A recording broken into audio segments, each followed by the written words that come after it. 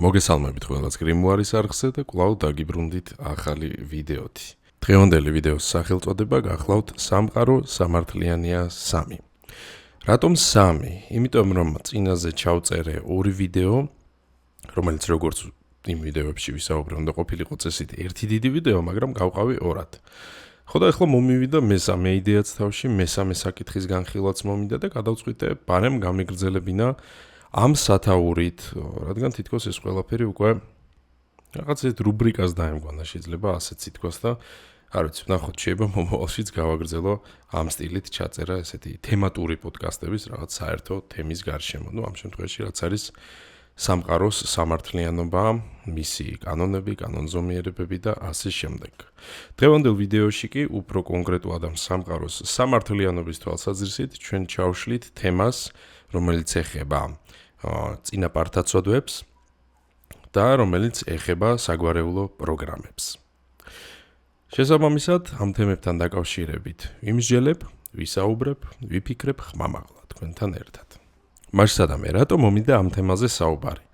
პირველის ყოვლისა, იმიტომ რომ ძალიან მნიშვნელოვანი საკითხია, საკმაოდ საინტერესო თემა, საკმაოდ ღრმა თემა, მაგრამ გარდა ამისა, ამ ყველაფრისკენ მიბიძგა ერთ-ერთი ადამიანის კომენტარმაც. ჩემს ერთ-ერთ სტატიაზე დამიწერეს კომენტარი, ზუსტად ვერ ვიხსენებ სამწუხაროდ ვინ იყო ეს ადამიანი, მაგრამ კითხვა დამამახსოვრდა და ისიც დავიმახსოვრე, რომ უპასუხე, რომ აუცილებლად ჩავწერდი ამ თემაზე ვიდეოს. მოკლედ რო გითხრათ, პოსტის შინაარსი ეხებოდა ერთ-ერთი ჩემი კლიენტის გამოცდილებას, უცხოელი ქალბატონი იყო. ფაქტობრივად ესე ვთქვათ, არაორდინალური, ძალიან ისეთი გამოხატული, ძალიან საინტერესო, უნიკალური შემთხვევების შესახებ ზოგჯერ წერ ხომე სტატიებს, რომელიც შეიძლება სხვებისთვისაც იყოს ძალიან კარგი თვალსაჩინო მაგალითი რაღაცებისათვის, კარგი გაკვეთილი და ასე შემდეგ. თემა ზუსტად რომ ახლა არ განვარცო და ეს მცირე ვიდეო, მრავალსაათიან ვიდეოთ რო არ ვაქციო, მოკლედ გეტყვით, რომ ეხებოდა უცხოელი კლიენტის წინაპარს, რომელსაც ჰქონდა, რაღაცები ჩადენილი და შემდგომ ეს ყველაფერი ამ ქალბატონზეც ახდენდა ზეგავლენას, უშლიდა ხელს ცხოვრებაში. და იქ დამიწერეს კომენტარი. აქვე აღნიშნავ, თუ კი გენდოებათ ამ სტატიის წაკითხვა შეგიძლიათ ჩვენს ჯგუფში ნახოთ Facebook-ზე სახელწოდებით გრიმუარი. ან თუ საერთოდაც იქნება სურვილი მაყურებლების, მსმენელების მხრიდან, შეიძლება ეს სტატია გავახმოვანო და ვიდეოდაც ვაქციოთ თუ გენდოებათ და მომავალშიც რა თქმა უნდა მსგავს შემთხვევებს გაგიზიარებთ, იმიტომ რომ კონსულტაციების დროს იქნება ეს ტაროს სესიები თუ ენერგეტიკული დიაგნოსტიკები, არაერთი ესეთი საინტერესო ისტორიის მომსწრე ხდები. უბრალოდ ყველას გაზიარება ფიზიკურად არც გამოდის და ზოგჯერ ამის დროც არ არის ხოლმე. ერთ სიტყვით კომენტარი დამიწერეს დაახლოებით ესეთი, რატომ არის რომ წინაპრის ცოდვის გამო შეიძლება ისჯებოდეს შვილი ან შვილიშვილი, შთამომავალი ერთი სიტყვით, რატო ხდება ესე, რატო უშვებს ამას სამყარო და ხდება თუ არა ეს საერთოდ, ვისჯებით თუ არა ჩვენი წინაპრების ცოდვებისათვის. ასე რომ გადავწყვიტე აი სწორედ ამ კომენტარის გამო გამეცა პასუხი ამ კითხვებზე და ჩამეშალა ზემოხსენებული საკითხები უფრო დეტალურად. მაშსადამე, დავისჯებით თუ არა ჩვენი წინაპრების ცოდვებისათვის. მოკლე პასუხი არის არა. შეუძლებელია ადამიანი დაისაჯოს სხვისი ცოდვებისათვის, თუ კი ის არ არის ამ ყველაფრის თანამონაწილე. მით უმეტეს, როდესაც საუბარია ისეთ ადამიანებზე, რომლებსაც ჩვენ არც კი ვიცნობდით, ან რომელთა მიერ აი ამ ცოდვების თუ დანაშაულის ჩადენის დროსაც შეიძლება საერთოდაც არ ვარსებობდით, ხომ? მაგალითად, თუ კი თქვენი დიდი ბაბუა იყო კაცის მკვლელი, თქვენ მაგ დროს დაბადებულიც კი არ იყავით, ხო, შესაბამისად, რანაირად შეიძლება გქონდეთ კავშირი ამ ყველაფერთან. ის რომ ადამიანი დაისაჯოს ვიღაცის ცოდვებისათვის, თუნდაც ეს იყოს მისი მშობელი ან თუნდაც ეს იყოს მისი ბები ან ბაბუა, რა თქმა უნდა, იქნებოდა არსობრივად არასწორი და არსობრივად უსამართლო. ასეთი რამ არ ხდება. ერთის მხრივ გამომდინარე იქნა, რომ ყველას საკუთარი თავი გვაბარია, ყველა სამყაროს წინაშე პასუხს დამოუკიდებლად და ცალკე ვაგებთ და არა კოლექტიურად და ერთად. ყველას გვაქვს ჩვენი სული, ყველას გვაქვს ჩვენი პიროვნება, ინდივიდუალობა, ვართ ინდივიდები, ერთმანეთისაგან დამოუკიდებელი, მიუხედავად იმისა, რომ შეიძლება გქონდეს ერთმანეთთან ძალიან მჭიდრო კავშირი, თუნდაც ისეთი მჭიდრო, როგორიც არის საერთო სისხლი ჩვენს ძარღვებში. მეორეს მხრივ, რა თქმა უნდა, მიზეზი იმისა, თუ რატომაც არ დავისჯებით წინაპართა ცოდვებისათვის, არის ისიც, რომ თავისთავად ცოდვისა და დანაშაულის კონცეფცია და გაგება ისტორიის სხვადასხვა მონაკვეთებში იცვლება. ის რაც ითვლებოდა ცოდვად ან რაც მაგალითად ითვლებოდა პირობითად კანონდარღვევად მე-19 საუკუნეში შესაძლოა ჩვეულებრივი ნორმა ყოფილიყო მაგალითად მეორე საუკუნეში, ხომ? აქედან გამომდინარე, ვინაიდან კონცეფციებიც იცვლება, როგორ შეიძლება დაისაჯოს ადამიანი ისეთი რაღაცისათვის, რაც დანაშაულადაც კი არ ითვლებოდა კონკრეტულ დროის მონაკვეთში, ხომ? როდესაც მაგალითად არსებობდა თქვენი წინაპარი. თუმცა თუ კი ხარ თანამონაწილე დანაშაულის პირდაპირი ან ირიბი ფორმით, ამ შემთხვევაში რა თქმა უნდა პასუხი მოგეთხოვება. უბრალოდ საქმე იმაშია, რომ როგორც ასეთი შეუძლებელია იყო თანამონაწილე შენი წინაპრის რაიმე აქტივობების, ხომ? აი სხვა შემთხვევა იქნებოდა ახლა მაგალითად მე რომ ადამიანს რაღაც ვასწავლო და მან ეს ბოროტად გამოიყენოს. ან მე რომ ადამიანს რაღაცისკენ ვუბიძგო, ამ შემთხვევაში ნაწილობრივ პასუხისგებლობა ჩემზეც არის. მაგრამ ეს საკითხი უკვე სწდება წინაპრების თემას, რადგან წინაპრები იყვნენ ჩვენამდე, ჩვენს დაბადებამდე, ან ბოლოს და ბოლოს ძალიან პატარები ვიყავით, როცა ისინი იყვნენ უკვე ზრდასრულები, ესე ვთქვათ, შესაბამისად ჩვენ მათ ფიზიკურად ვერ ვუბიძგებდით ვერაფრისკენ, ხომ? და რომც გვებიძგა, გამოდის რომ ესე იგი ჩვენ წამოვიწყეთ, ხო, ის ყველაფერი და არა წინაპარმა. ერთ სიტყვით ძალიან ახლა რთული ამბავია, ამიტომ მოკლედ რო ვთქვათ, შეუძლებელია რომ ადამიანი გახდეს თანამონაწილე იმ დანაშაულისა თუ ცოდვის, რომელსაც ჩადის წინაპარი, იმიტომ რომ ფიზიკურად არ გამოვა ეგრე. შესაბამისად, ისმის კითხვა თუ კი ჩვეულებრივ შემთხვევაში ჩვენ არ ვისჯებით წინაპრის მიერ დაშვებული შეცდომისათვის, აბა რა შემთხვევაში შეიძლება მოხდეს მსგავსი რამ, იმიტომ რომ აშკარად ბევრი გამონათქვამი არსებობს, ბევრი იგავი, ბევრი ლეგენდა, რელიგიურ ტექსტებშიც კი არის ეს ყველაფერი ხომ ნახსენები.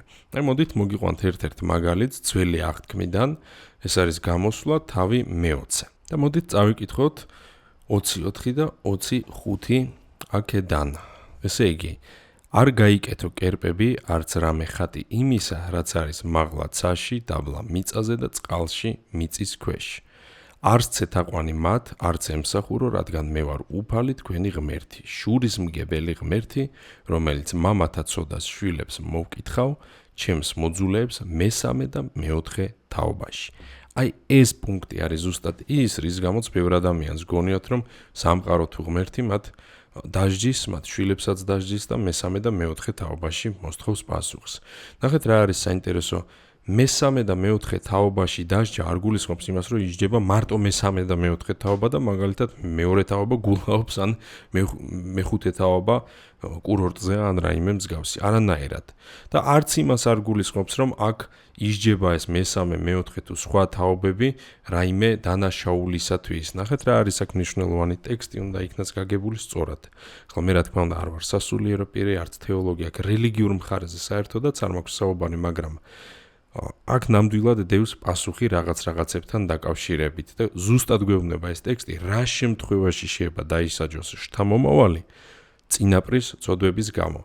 აქ არის საუბარი არა ისეთი ტიპის დანაშაულზე, რომელსაც ჩადის ადამიანი ადამიანის მიმართ, არამედ საუბარია დანაშაულზე, რომელიც შეიძლება იყოს ჩადენილი ეგრეგორის მიმართ, ამ შემთხვევაში რელიგიის, ღმერთის მიმართ. რატომ? იმიტომ რომ აქ არის საუბარი ღვთისგმობაზე, მკრეხელობაზე, კერპთაყვანისმცემლობაზე. კერპთაყვანისმცემლობის ჭრილშიც თუ განვიხილავთ ამ ყველაფერს, ხო? თუ შევხედავთ ისტორიულად რა იყო ის კერპთაყვანისმცემლობა, რასაც ეს რელიგია ებრძვის, ეს იყო ადამიანთა მსხვერპლად შეწირვა, ეს იყო, აღარ ჩავეძიებე, ძალიან დიდი სისაძაგლე და ძალიან დიდი სისასტიკე. აი ამაზე აქ ზუსტად საუბარი, მიხვდით? ხოლო მესამე და მეოთხე თაობა არის პირობითად, ანუ საუბარია აქ იმაზე, რომ მესამეშიც მოვთხოვ, მეოთხეშიც და მეათეშიცო თუ საჭირო გახდა, მიხვდით? ანუ აქ კონკრეტულ რიცხვებს კი არ აქვს მნიშვნელობა, აქ საუბარია იმაზე, რომ ზოგადად თაობებში გადავა ეს პრობლემა. კერძოდ რატომ?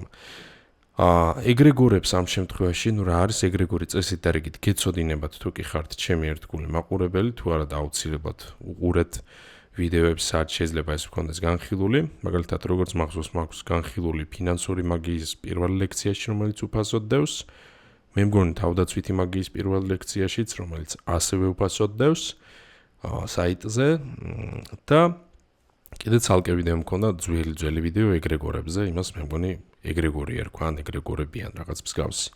მოკლედ ნახეთ და დეტალურად მოისმენთ, მაგრამ მარტივად რო გითხრათ, ეგრეგორი ეს არის ძალიან დიდი გაერთიანება ადამიანების გარკვეული იდეისა ან რწმენის გარშემო.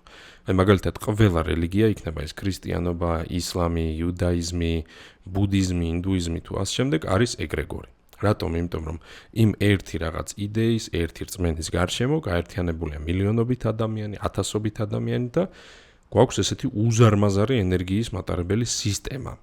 ნახეთ როგორი რაღაცა, აი ამ სისტემებს კი შეუძლიათ თაობების დაზიანება და ნამდვილად შეუძლიათ რომ გადასწვდნენ დიდ თაობებს, მიხვდით? მაგრამ არავითარ შემთხვევაში ეს არ ხდება ერთი ან მეორე ადამიანს შორის რაღაც კონფლიქტის ან უსიამოვნო შემთხვევის გამო.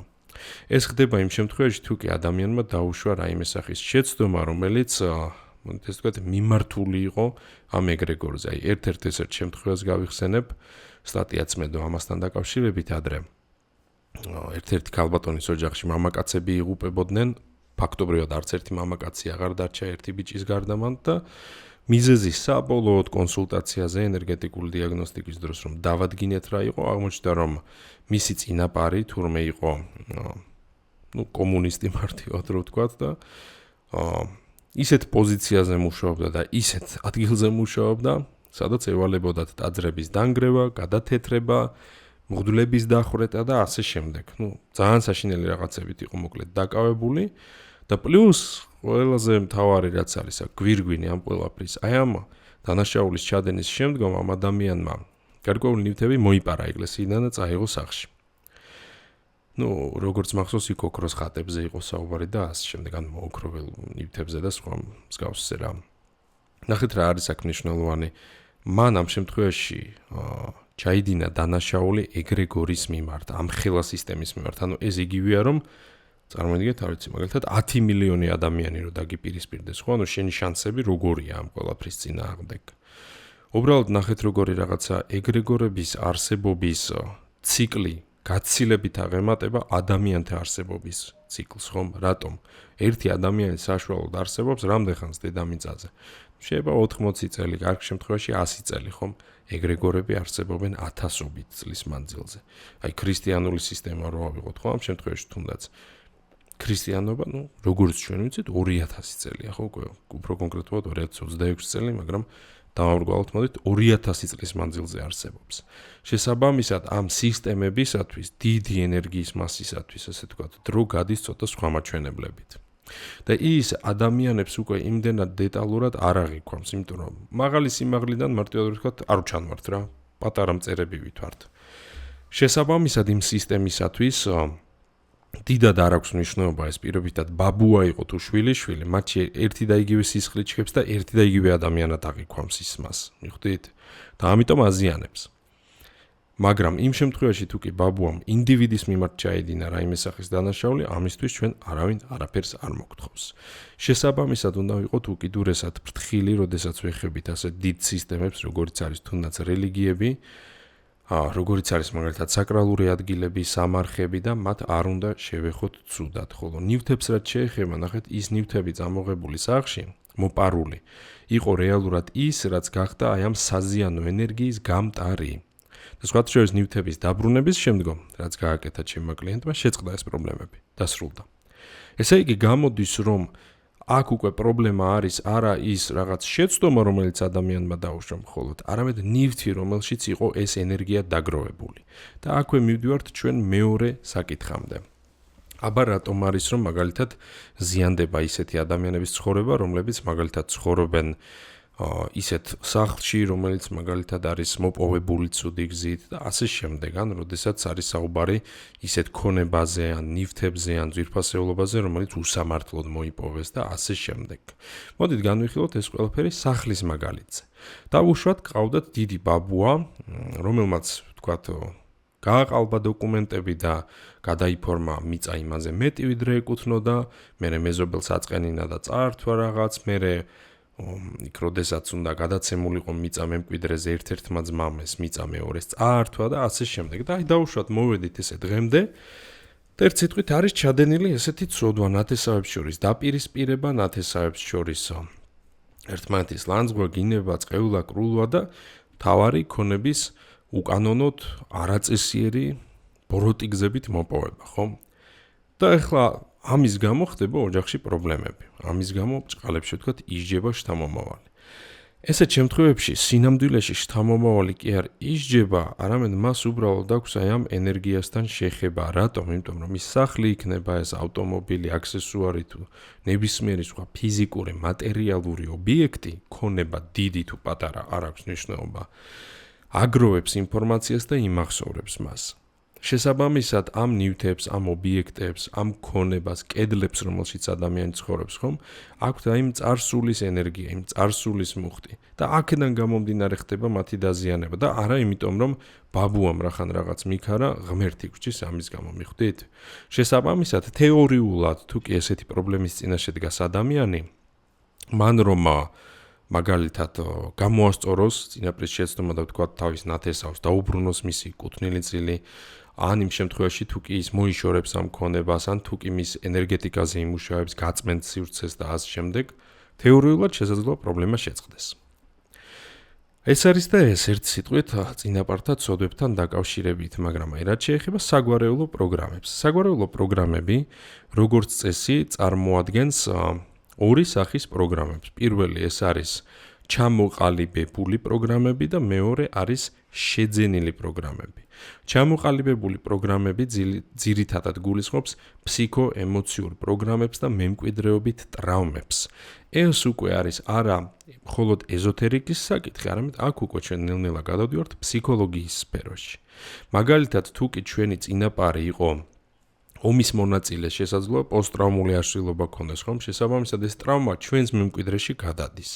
მაგალითად, თუ კი ჩემი ბებო აღმოჩნდა პირობითად იქ გოლოდომორში ან ლენინგრადის ბლოკადაში, მოუწია შიმშილი გაჭირვება, დიდი შანსია ეხლა რომ პირობითად მე მქონდეს მაგალითად გაჭირვებასთან დაკავშირებული ტრავმები, ფინანსებთან დაკავშირებული ემოციური ტრავმები, საკვებთან, თვითგადარჩენასთან და ასე შემდეგ. ანუ ეს უკვე არის მემკვიდრეობითი ტრავმები, რაც არის ფსიქოემოციური ფენომენი და არა სუფთად სულიერი და ენერგეტიკული, მაგრამ ფსიქოემოციური ტრავმა, რა თქმა უნდა, გავლენას ახდენს ჩვენს ენერგეტიკაზეც და რიგ შემთხვევაში ფიზიკურ სხეულზეც. აქ უკვე ერთვება, რა თქმა უნდა, ფსიქოსომატიკა და სხვა მსგავსი დამხმარე მეცნიერებები.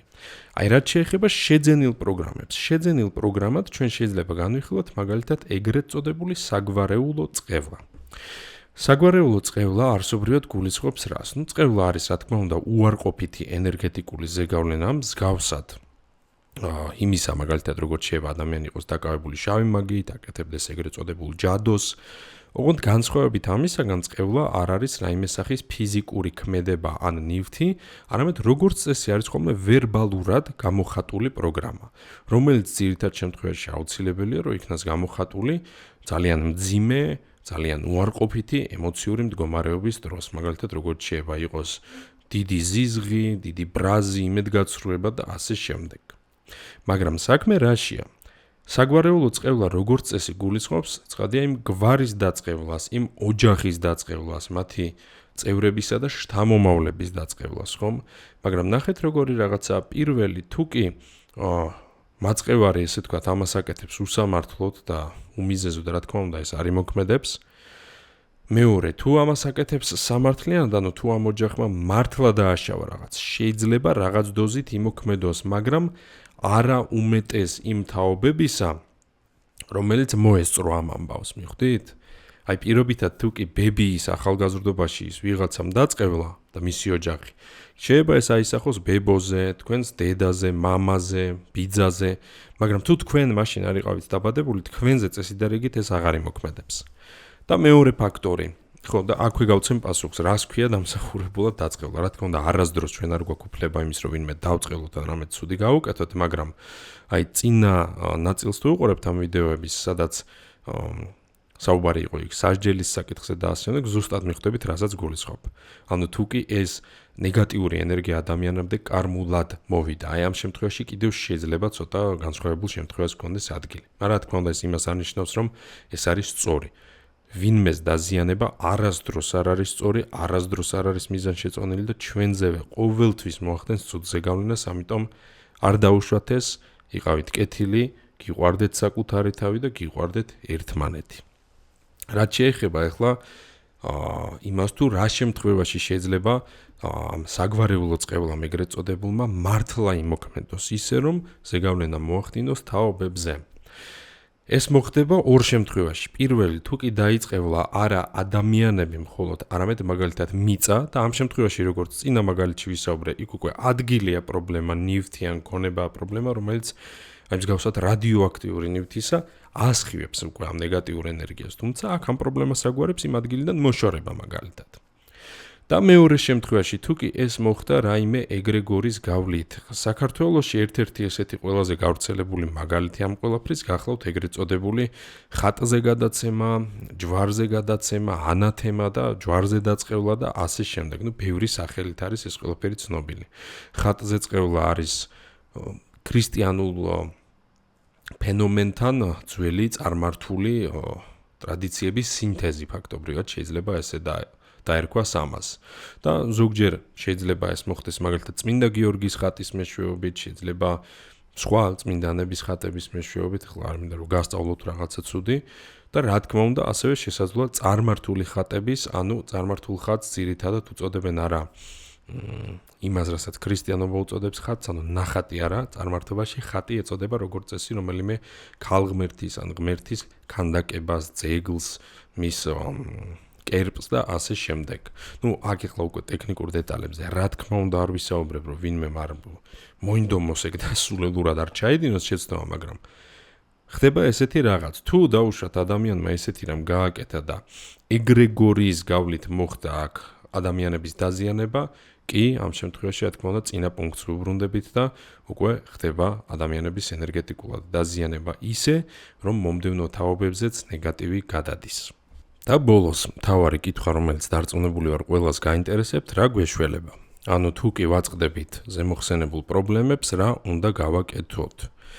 იმ შემთხვევაში, თუ კი ადგილი აქვს საგვარეულო პროგრამებს, როგორიც არის მაგალითად ის ფსიქოემოციური ტრავმები, რა თქმა უნდა, აქ უკვე არის სამუშაო თერაპიული მიმართულებით ძირითადად საჭირო. იმ შემთხვევაში კი, თუ კი არის საუბარი წყევლაზე, შავმაგიურ ჩარევებზე, ენერგეტიკულ დაზიანებებზე, ან თუნდაც პრობლემაზე ეგრეგორთან, მაშინ რა თქმა უნდა აუცილებელია, რომ პირველ რიგში მოხდეს ამ ყველაფრის სწორად დიაგნოსტირება პროფესიონალთან. შეგიძლიათ მე მომმართოთ, ან თუ ყავთ საიმედო და პატიოსანი ადამიანი ვინმე მხედველობაში, მიმართეთ მას. სხვათა შორის გირჩევთ, სანამ ვინმეს მიმართავთ, უყუროთ ჩემს ვიდეოს, თუ სწორად მახსოვს, ერქვა თაღლითების ხრიკები ეზოთერიკაში, ან თაღლითობა მაგიაში, რაღაც ეგრე. მიხვდებით ერთ სიტყვით ფოტოზეც ესეთივაც, მზაკვარი, ჯადოქარი მყავს გამოსახული. აი აუცილებლად უყურეთ ამ ვიდეოს, რომ თქვათ და რაღაც მოხდეს, არ მოტყუდეთ, ან ვიღაცამ ბოროტად არ ისარგებლოს თქვენი გაჭირვებით. მოკლედ, ნომერი 1 ნაბიჯი არის დიაგნოსტიკა. დიაგნოსტიკა რატომ? რომ ზუსტად გავიგოთ რაშია საქმე. რატომ გაქვთ ეს პრობლემა, საიდან გაჩნდა, როგორ მოქმედებს თუ არა საერთოდ და ასე შემდეგ. დიაგნოსტიკა არის ტოლფასი იმის, რასაც მაგალითად სამედიცინო ენაზე უწოდებენ ხოლმე გამოკვლევას, ანალიზებს და ასე შემდეგ. ეს არის ის ინფორმაცია, რომელზე დაყრდნობითაც იქნება შესაძლებელი ზუსტად შერჩევა მკურნალობის მეთოდის. შემდგომ ახლა იქ უკვე რასაც გვიჩვენებს პასუხი, აი ამის მიხედვით გადაწყდება როგორ ვიმუშავებთ, მაგრამ თეორიულად ეს შეიძლება იყოს ან გამოსწორება რაიმე გზით შეცდომის, ეს შეიძლება იყოს გამოსყიდვა იმ გარკვეული დანაშაულის, რომელიც შეიძლება არსებობდეს, ეს შეიძლება იყოს ენერგეტიკული წმენდები, მოხსნა ზეგავლენებისა და პროგრამების, ხოლო იმ შემთხვევაში თუ კი საქმე ეხება რაიმე სახის ობიექტს, მაგალითად როგორიც არის ადგილი ნეგატიური, სახლი ნეგატიური, ნივთი, საუკეთესო გამოსავალი რა თქმა უნდა ყოველთვის არის ამ ყველაფრის მოშორება. ან გაწმენდა, თუ კი ექვემდებარება ასეც.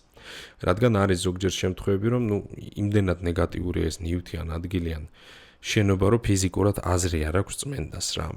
ახლა სახლების შემთხვევაში ცოტა ძნელად არის ამბავი, აქ ჩნდება კითხვა მაშინ ხო, რომ გავყიდო, მაშინ ვინც იყიდის ის ხო ცოდვა, ახლა იმან ხომ უნდა იცხოვროს იქ. ასეც არ არის, იმიტომ რომ ნახეთ არის შემთხვევები, როდესაც პოტენციურად შეიძლება მყიდველზეც მოახდინოს ამ ყველაფერმა ზეგავლენა ახალ პატრონსა და მაცხოვრებელზეც და ამ შემთხვევაში რა თქმა უნდა არ იქნება სწორი გაყიდვა.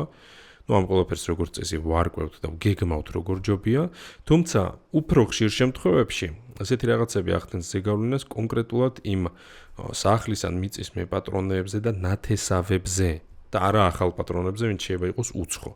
აი თეორიულად თუ კი თქვენ ყიდით სახს და ის იყიდა თქვენმა ბიძაშვილმა, ან მეზობელმა, რომელიც ნათესავად გეკუთვნით, კი შეიძლება იმაზეც იმოქმედოს. უბრალოდ ძალიან დიდი შანსია, რომ იმაზეც იმოქმედოს ცუდად.